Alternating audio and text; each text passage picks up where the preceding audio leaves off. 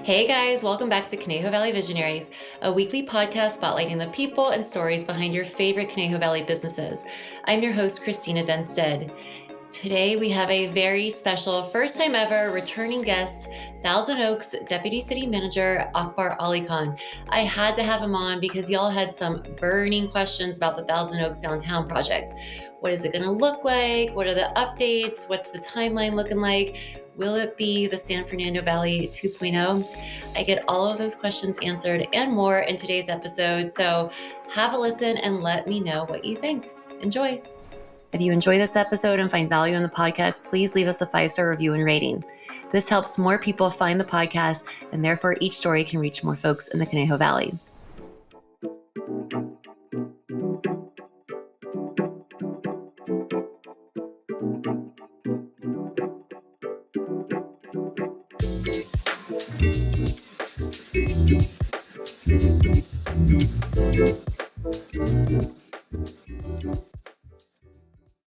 Akbar, thank you so much for being on Conejo Valley Visionaries again. You are our first return guest, wow. And I am thrilled to speak with you again, and even more pleased to be here in the city's TV studio. So thank you for having me. Yes, you're very welcome, and welcome to our TOTV studio. This is where we run things during a city council meeting. It's actually the first time I recorded something in here, so okay. It's kind of a first for both of us. Yes, I love that. Well, we are here to talk about one of my favorite topics. I think one of yours too. Yeah, I think it is mine too. The Thousand Oaks Downtown Project.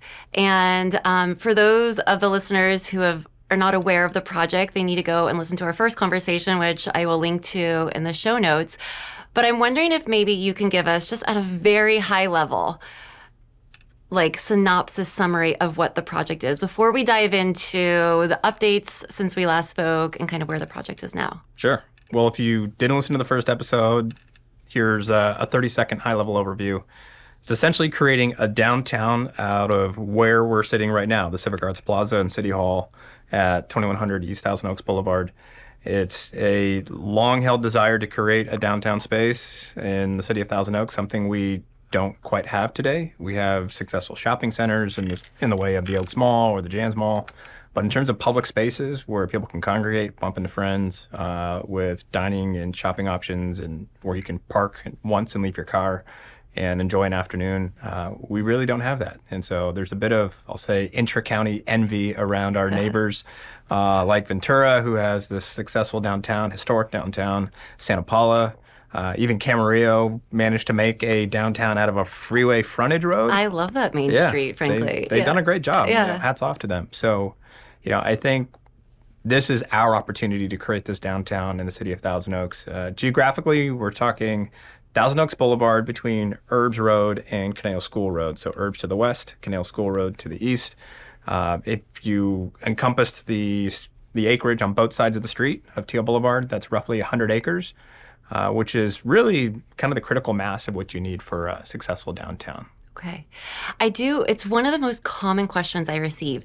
Where is this going to be? And I think, like, for some reason, contextually, people have a really hard time kind of imagining it. A lot of questions, are the lakes going to be part of this?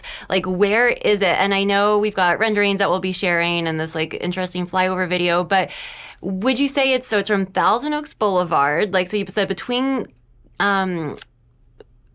Herbs and Conejo School. Conejo School. Yeah. Yes. And then from Thousand Oaks Boulevard towards the freeway. Correct. That's just that's the south side of Teal Boulevard. Yeah. But of course, we want this project to be a catalyst for other reinvestment along the boulevard. So while we're primarily focused on the south side of Teal Boulevard, our hope is that one day the north side of Teal Boulevard also starts to follow suit. So we don't want to say we're just limited to this side of the street. We hope that, over time, we start seeing some change on the other side. But the build out will be within this section, and it'll be in front of the current, where we are right now. Correct. Current City Hall. And we'll talk through how those changes look. Can you answer the question, will the lakes be part of this? So the lakes has their own development plans going on. Okay. It's separate from the city investment.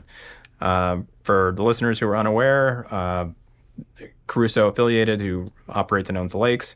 They also have an entitled project in the parking lot to the tune of about 165 residential units. Okay. It's in kind of the back corner of the parking lot.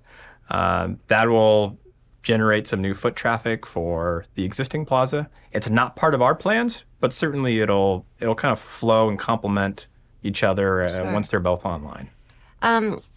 So that helps from like setting the scene. So the last time we spoke, we went over kind of the structure of it. So it's intended to support our current performing arts center, as well as keeping the city hall and building around that. What are some of the major changes, though, that have happened since then that we can talk through? So there were 5 that we presented to City Council. We've had several different concepts we've shown over the years, and I'll say since 2018, when the City Council really embarked upon this in a more serious way with the Downtown Core Master Plan.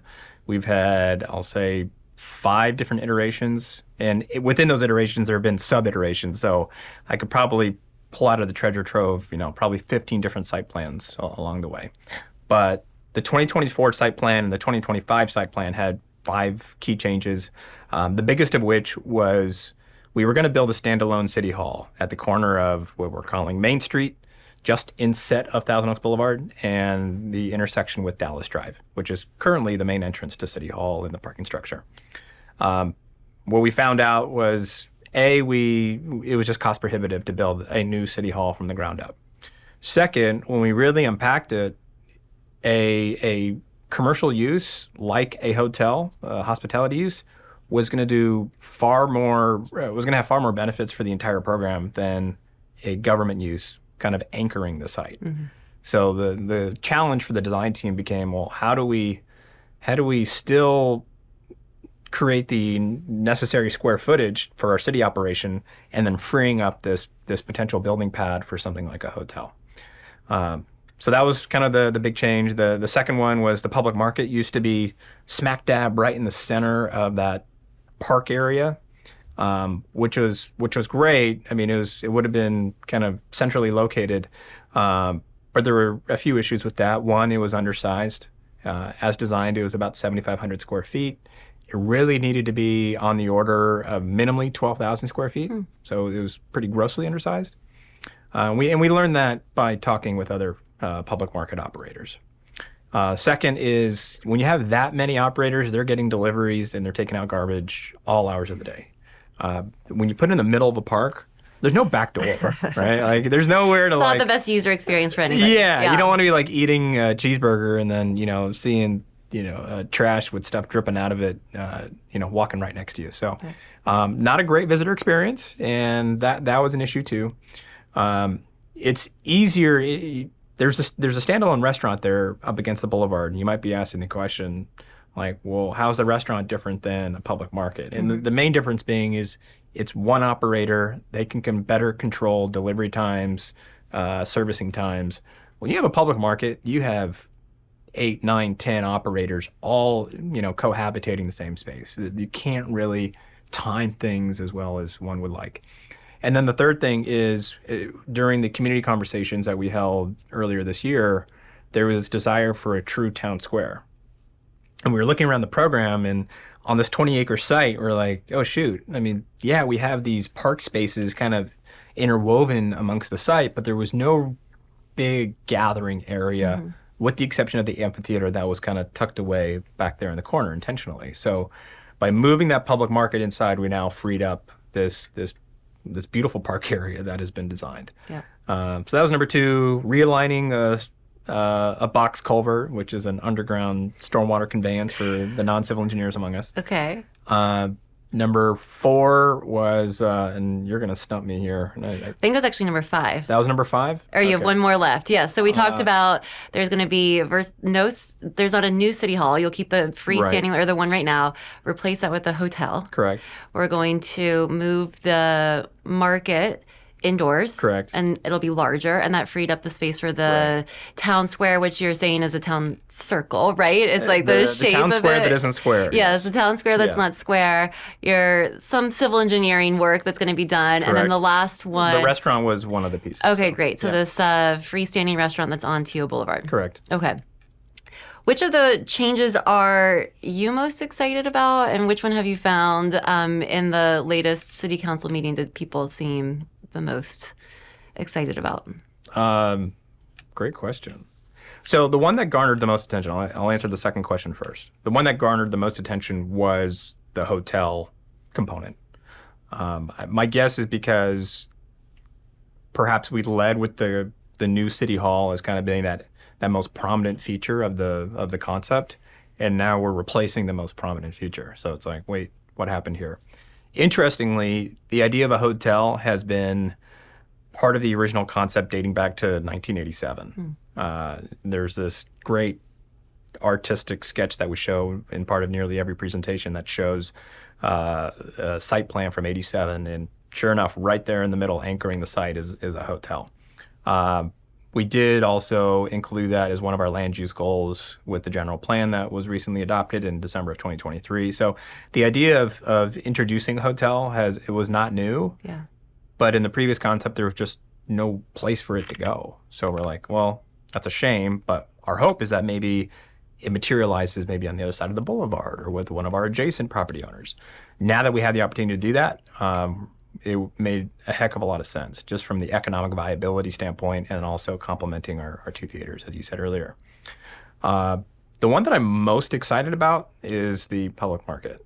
That's going to be my favorite place in this whole area. I had a chance to live in downtown LA for a while, and I know this is not downtown Los Angeles, but pick your own version. I lived at First and Hope, right next to the Walt Disney Hall, in a tiny studio apartment.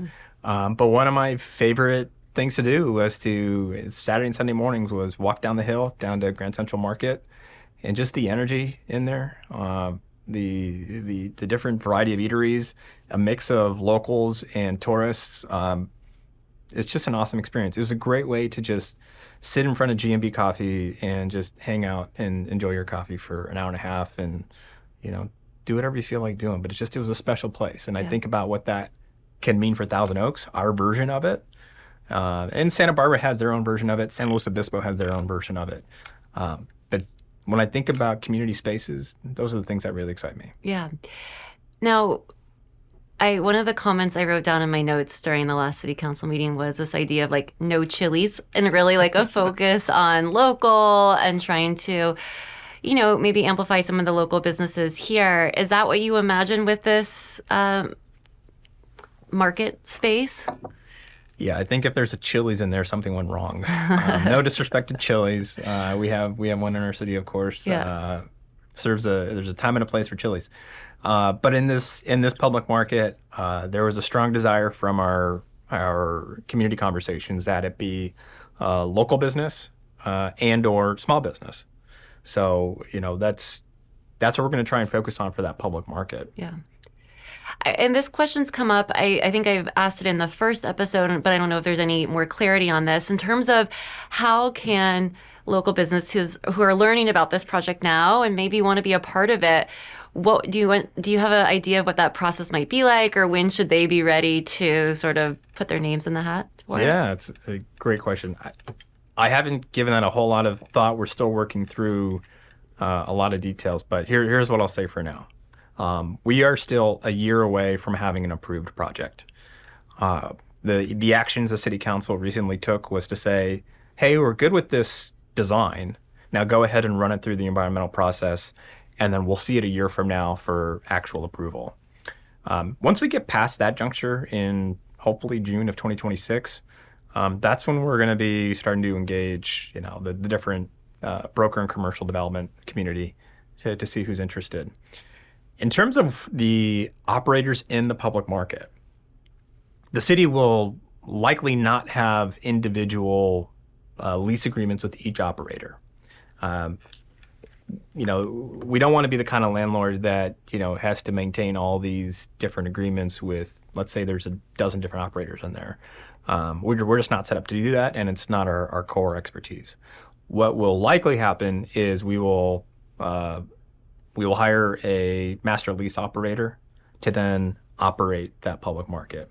However, we will want to establish some criteria or maintain some curation control so that way there isn't the proverbial Chili's inside the public market. So we got to figure out what those guardrails are so that way we get the right mix of businesses in there that we and the community hope to see. Okay. I love that. The other thing that there are a couple other things that really stood out to me during that last meeting. One was, what I believe it was in the town square that's not a square, like kid play structures. I think that's a big part of the feedback I heard early on is the Conejo Valley, Thousand Oaks is such a family-centered area, and there's just really, although we have a lot of playgrounds around, but not somewhere where a parent can go enjoy an adult beverage and the kids can play.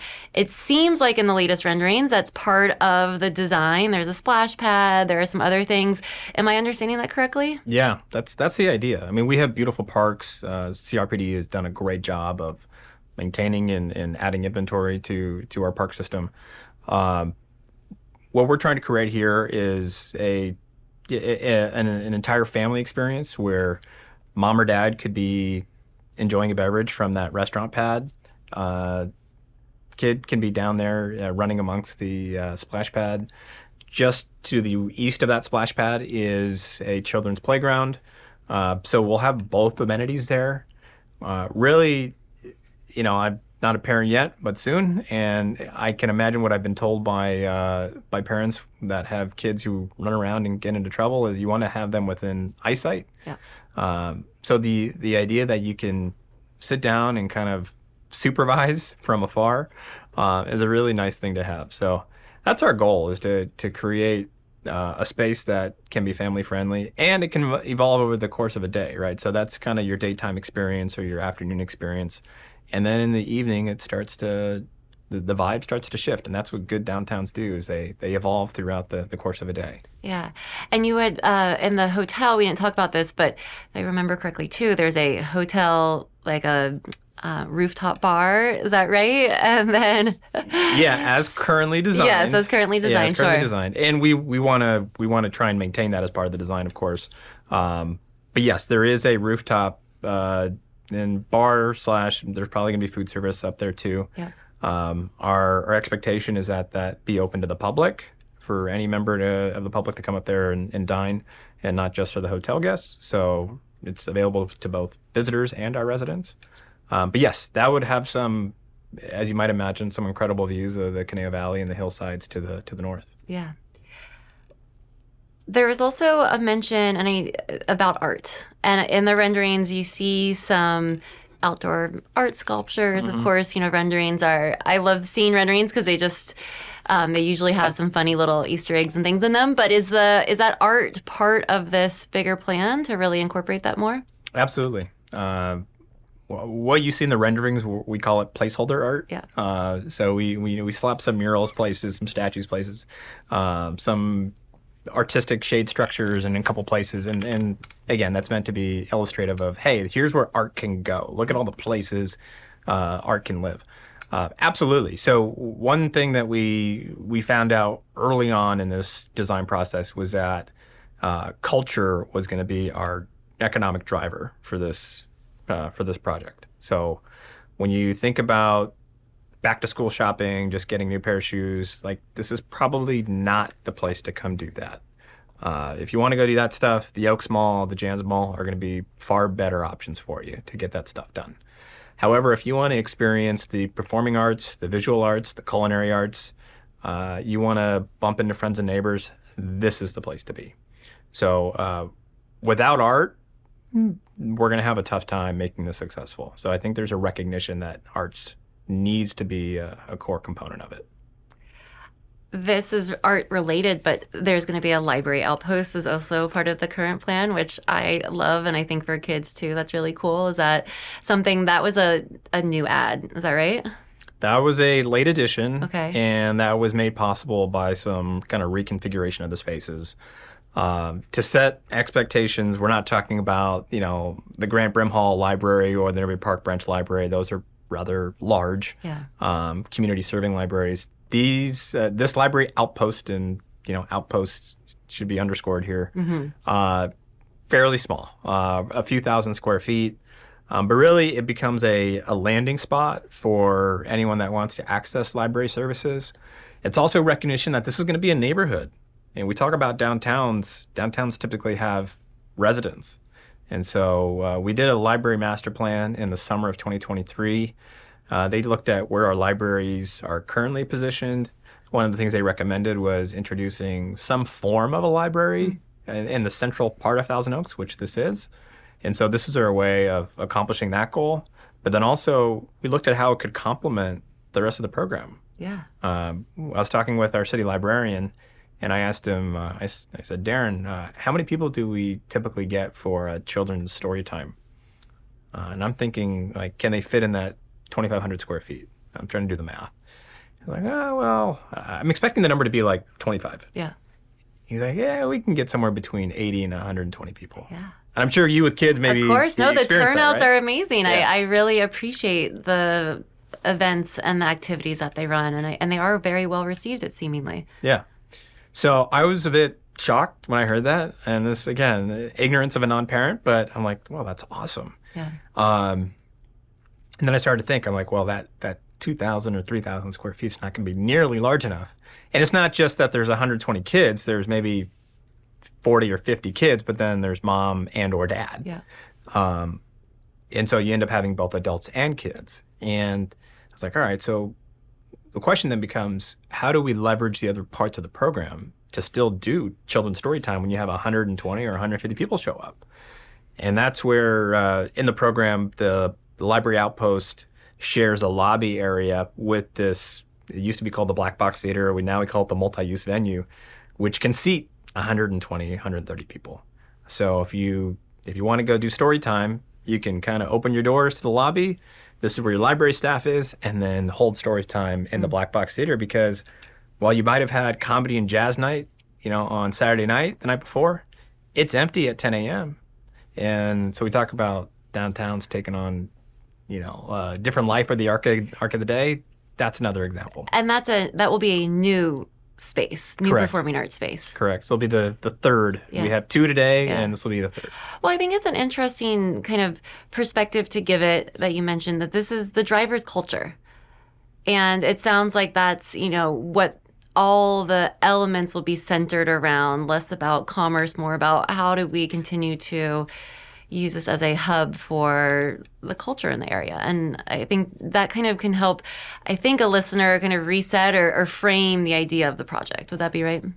Yeah. It's what people should think about when they think about downtown. Yeah. Which is, you think about downtown Santa Barbara, downtown SLO, downtown Ventura, like that's the nucleus of that community's culture is in those spaces. We want that to be true of here too. So one question we got a lot about was the mixed-use residential spaces. Sure. There's a lot of them going in. What do you, one thing we talked about was that when this will be open, and we'll talk about timeline in a minute, how will people want to be living? Is it studio apartments? It's 6 years, 8 years out, what will that look like? Do you see that there is this desire for people to be living in apartment spaces out here, or is it just a way to allow more people to live in Thousand Oaks? Probably both. Yeah. I think the downtown will probably attract both types. There's certainly the kind of person that wants to be in a walkable community where they're not so car dependent just to do the basic tasks. But we already know that there's demand for it, because we see what rents are going for today. When you look at quality product that's now online, we really only have, I think, two examples with 1710 just down the street and 299. Those are nice products, of course, but the demand is clearly there. And this now gets into more of housing policy. I won't go too far in depth, but one of the goals of the city council and really the state in general has been, how do we add supply to kind of rebalance the housing stock? So we have 2,000 entitled units citywide, by the way. 2,000, I'll say mixed, not mixed use, but multifamily units entitled. Okay. When you think of other projects like IMT, which is off Hampshire Road, the old Kmart site, we refer to it as. I moved after the Kmart was there, but I hear about that space. Yeah, yes. yeah. So you can drive by it. It'll be, I think they're kind of resuming construction here in the next few weeks, which is great news.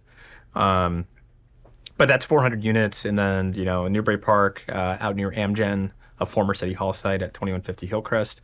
That has another 330 units. 500 Thousand Oaks Boulevard, which is where the old pumpkin patch and Christmas tree lot is. Sure. That has roughly, I believe, another 300 units. So Gosh. all over the city, there's this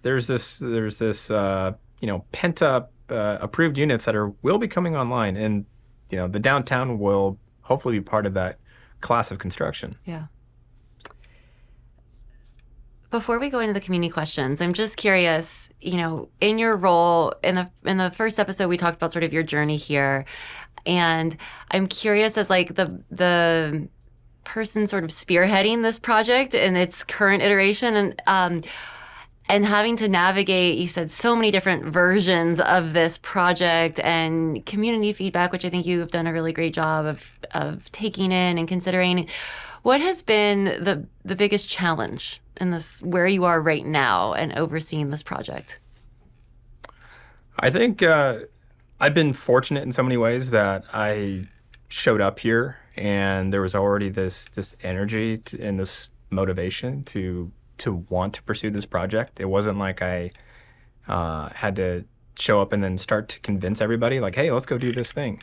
No, a lot of it kind of predated my arrival. Now, this is my second tour of duty with the city of Thousand Oaks, so returning to the city.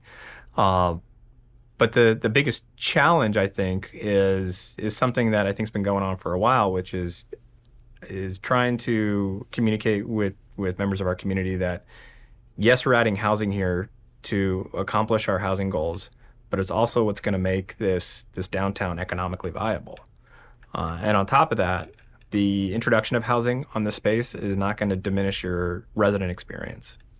And so being able to engage in those conversations respectfully, that can prove challenging at times, but I think generally people, they want to be heard, and when you engage them sincerely, they're generally okay, even if they may still disagree. Yeah. On the flip side, what are you most proud of? The community engagement piece. I believe it was Danielle Borgia she's the president of the Greater Conejo Valley Chamber of Commerce. She had made a comment saying that she was talking with somebody and someone had mentioned how much the project has changed from what we originally conceived versus what the city council considered just 2 weeks ago. And I loved her comment. She said, that's a good thing. And I would agree with her. That is a good thing. That means that we're listening to the community on what they want. Those 5 changes we talked about, more than a couple of them were the result of community feedback we got in January and February of this year. And then it also shows that we're listening to the experts. It's not just that we had this defined, set in stone game plan in mind and, to heck with the experts, we're going to march ahead and do it. Yeah. We heard from, economic consultants, retail consultants, telling us, hey, you may want to reconsider this or retool that. And that's the project you see today. Yeah. And I think when it applies to more of a potentially like an entrepreneur or somebody who's working in the private sector, this idea, you in effect are a project manager. Would you liken that in terms of like trying to work with all the stakeholders to ensure buy-in, plus bringing in resources and consultants who can help guide you? And I think that that's something that I've noticed that's pretty consistent is how do you bring in these expert voices that you're not going to know everything, but how do you do that to help move a project forward? Yeah, so I'm by no means a construction management professional, to be clear. At this juncture, we're pretty far away from, construction management, right? It's really about quarterbacking the...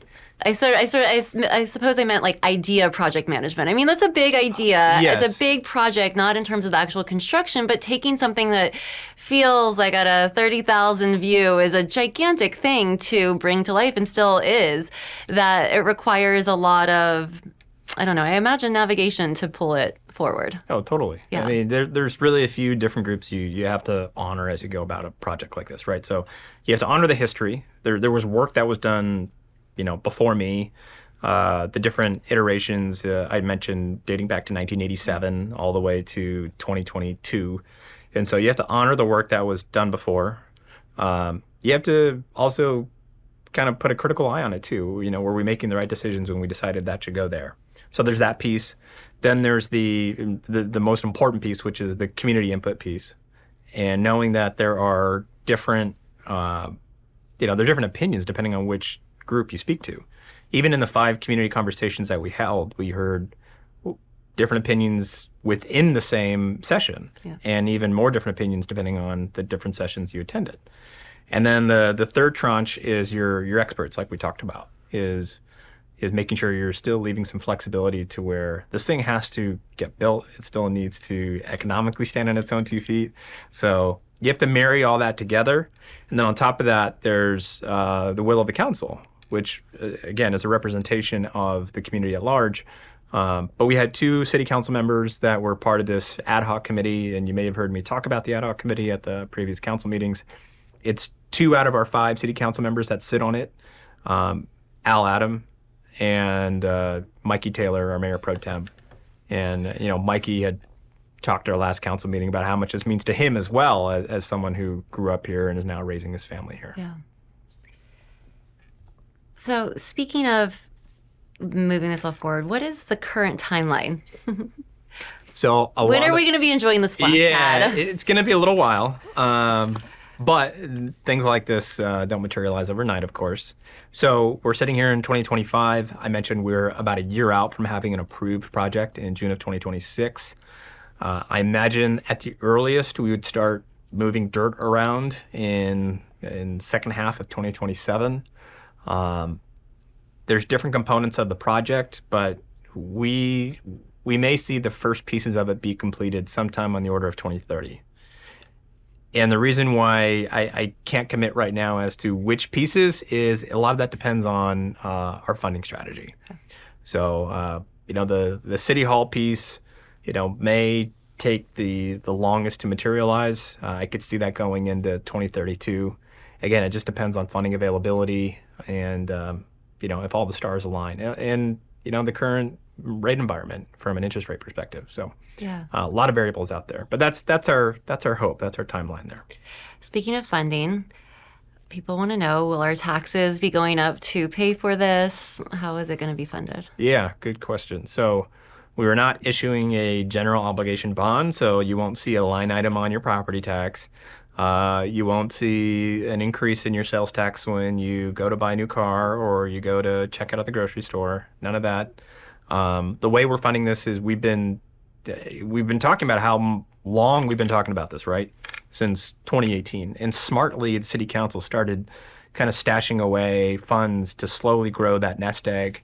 And that nest egg is up to about $45 million. So smart on the council, smart on, and staff are following through to just slowly build up that nest egg. So we can actually conduct the first phase of this entirely cash funded, which is great. The balance of it would come from lease revenue bonds, which is a financing mechanism where we essentially look at the long-term lease revenues from the spaces that we're creating and then create an upfront cash payment to fund the construction of it. And then a variety of different funding mechanisms that remain to be seen. We know some will materialize in the name of naming rights here and there, tastefully.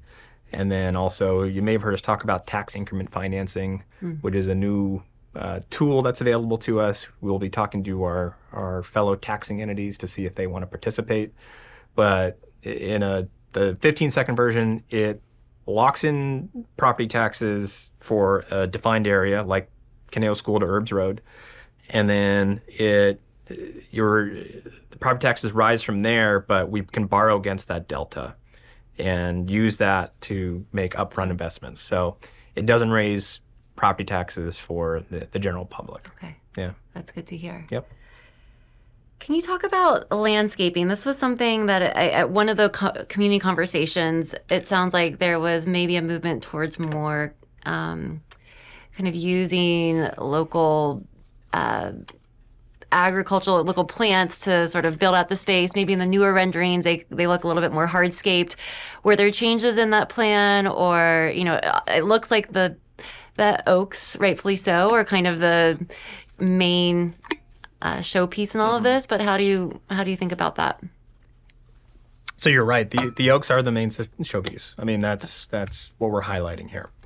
I've learned a lot about oaks throughout this process. One of the questions I asked in the renderings, I'm like, why aren't these beautiful, colorful flowers at the base of these oaks? Wouldn't that look great? And the landscape architects were quick to admonish me. They're like, you can't irrigate plants next to oaks. They don't. It doesn't work. You can put potted plants.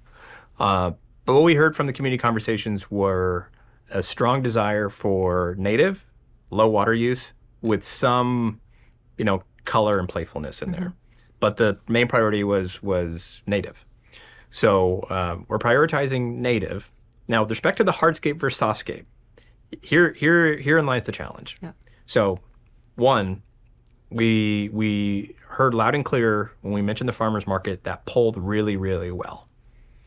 By health code, to have a farmers market, it needs to have hardscape for perishable items.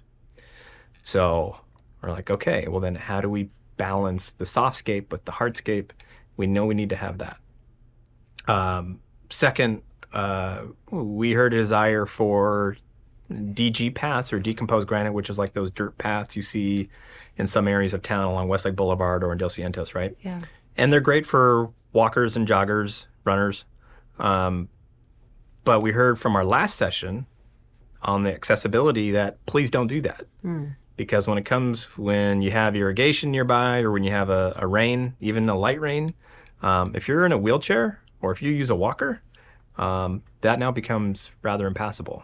So when I talked about different opinions, that's one example. Yeah, sure. And when I look at the site plan and I read some comments, social media got the best of me. And they're like, I wish we would see more softscape, maybe some more grass or native plantings here and there. It looks like a lot of concrete in places. What we're trying to do is balance all the different objectives with respect to the project. Yeah. So that's the challenge. And I don't have the luxury of having this conversation with 200 different people, but this is my way of doing it, right? Of course, no. Yeah. Well, that's why we got to ask these questions because we did receive a lot of them. And, as I've mentioned, I'm very pro the project because I feel like there is a value in having a downtown, but I'm not sure that I'm going to agree with all the decisions, but it's good to hear. I think it's important to share with listeners, with the community members, the why behind it, because maybe they're not considering it. And it does seem as though the team behind it has been considering and had to kind of take all these different goals and objectives in mind. And ultimately, hopefully will be the best version of it considering all of that. And one last point on the hardscape, softscape thing. We're at the 30% design level, which is typically when you put pencils down, you go before the land use body, you get your approval, and then you invest in the 30% to 100%. So, it's not like we're done and it's fully baked. When it comes to items like hardscape versus softscape, we can still make adjustments. And so if we're hearing throughout the entitlement that, hey, we'd love to see more softscape, I imagine this design team will find places in the program to introduce it that don't reduce the amount of pop-up tents that we can have for farmers market and street fairs, that also don't create an issue for people with accessibility issues. So little token that I want to just leave behind. So yes, and we'll ask about how the community can still be involved. I suppose maybe the most controversial feedback that I got, and I'm relatively new to the Conejo Valley and never lived in the San Fernando Valley, is making comparisons to the design to something of the San Fernando Valley. Now, I'm curious, you're from Thousand Oaks originally, you've lived here for a long time. Why do you think people are maybe making that comparison, and how would you maybe assuage those fears or speak to them? It's probably been the longest standing concern in the city's history, right? And I get it. It's why a lot of residents moved here in the first place and they started their families here because they wanted to, not be in that environment. They wanted to be here. And so we want to preserve that quality of life. They moved here for quality of life. There's a variety of reasons why that just won't be the case here. I'll start with the obvious one, is that the sheer population of the San Fernando Valley is, I forget the population, but it is in the 7 figures, not the 6 figures. We're barely cracking 130,000. In fact, our population is declining, not growing. So first off is that. Second, in terms of the aesthetics of this project, we are setting a bar for quality that I'll say I can't think of a project in the San Fernando Valley that has achieved this. This design team I'm incredibly proud of. We had a local firm in RRM Design. They're headquartered out of San Luis Obispo, but the local office here in Ventura is the one who spearheaded this project.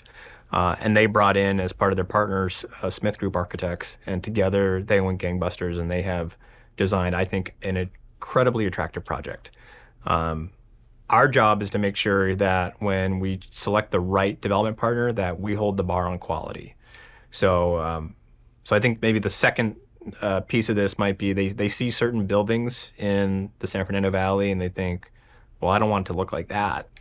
And I don't want to pick on any particular project, but we've all seen them. This will not look like that. These are beautiful projects, beautiful buildings, and we want to make sure that we hold the line on that. Third is we're incredibly intentional about where this is going. The general plan I mentioned earlier that got adopted in December of 2023, that was a 4-year effort to, if your audience is not familiar with general plans, it's essentially the Magna Carta of what goes where in the world of zoning, or what uses go where, industrial, commercial, residential, et cetera, mixed use. Where the land use map allows for mixed use is along areas where it makes sense. Teal Boulevard, Hillcrest, Newberry Road, main arterial corridors that can sustain that kind of development. Mm-hmm. And again, without critiquing the valley too much, I think some of these developments pop up in areas that you're kind of scratching your head and you're wondering, well, how's this going to connect to other services? And it feels like you need to hop in your car just to go get a gallon of milk, and so that's another key differentiator. And the last one, we're a city of about 55 square miles. If you do the math, that's about 32,000 acres. If you recalled earlier, I mentioned this is 100 acres. Mm-hmm. I'm going to do the math in my head. That's 1/3 of 1%. I mean, it's of our overall land mass. That's pretty low. Yes. So the impact on the overall landscape. Yeah, the impact is pretty minimal. And not to mention, if people are concerned about, we've heard another concern around height of either the hotel or some of the mixed-use buildings. There's not a single structure that we are proposing that comes anywhere near what the Kavli, the height of that. Yeah. It rises pretty tall. In fact, the buildings all are pretty much in line with the height of the existing parking garage. And one of our design goals, of course, from the very beginning has been, how do we screen that ugly mass of concrete from the boulevard? And one way of doing that is putting beautiful buildings in front of it. So I could probably go on longer, but I think I'll leave it there for now. There are just so many reasons why this is just not going to be that experience. And, I hope that in time we can demonstrate that. The other last question I had, not the last question, but the other thought, as you were speaking about the design, we didn't mention that sort of the overall aesthetic is a mid-century modern design look and feel. Is that right? That's right. Okay. Yeah, of varying degrees, but that's kind of, you'll see elements of that sprinkled throughout. Yeah. Fantastic. So speaking of community engagement questions, is there still an opportunity for people to share that with you, with the ad hoc team? How would one best give you some comments about it, positive or constructive? Yes. Thank you for asking. So our communications team, they're going to be creating on the project's webpage, toaks.gov/downtown, kind of a feedback forum. So if you watch the flyovers and you're like, hey, have you thought about this or that? There'll be an opportunity to write something in there and submit that to me. And then we will respond. We read them. So it's not like they go into a black box that's never to be seen again. I mentioned we're still a year away from entitlement. So really it's the big moves that need to stop moving, where the buildings sit, that needs to stay in place so that way we can have a project description and we can evaluate things from an environmental perspective. But there are still plenty of things that we're going to need to figure out between that 30% design mark and that 100% design mark. And so we're going to need ongoing community feedback to see, what about the finer details? We've had a couple of inquiries recently about, what's going to live in the public market? What's going to be sold there? Right. And I may not have all the details right now, but the fact that people are thinking about this tells me they're starting to get excited and they're thinking about it. Awesome. Well, this has been really helpful. Thank you for the update. Exciting, to see that the project continue to move along, and wishing all the luck in the next year for the approvals on it. We keep it going because I know there is an excitement once people hear about it, and to be a part of it, hopefully, in as early as 2030 and have our kids play and have us be able to enjoy the space will be really exciting. So thank you for sharing that with us. And I encourage everybody, attend the city council meeting, go to the website, leave your feedback once it's up. My experience so far has been that you guys are really taking into account and listening, and I think that means a lot. Thanks, Christina. Appreciate the time today. Of course.